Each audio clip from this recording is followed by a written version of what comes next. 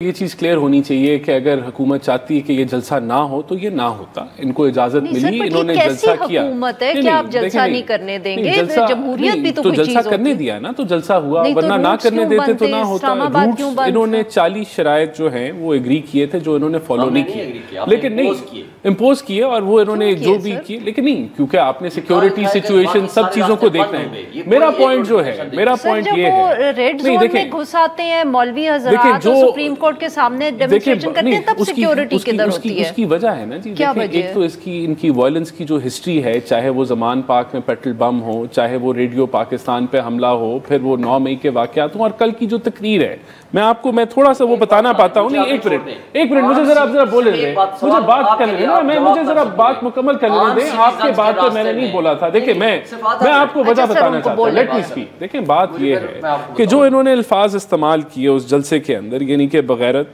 कादियानियों के ग़ुलाम, अमेरिका के ग़ुलाम, जहाद करेंगे हम, जानी जहाद करेंगे, करप्ट जलील लानत, बिकाऊ माल, खुसरी, नंगा करके पताएंगे, मैनू नोट विखाओ, मेरा मूड बने, मारेंगे मरेंगे।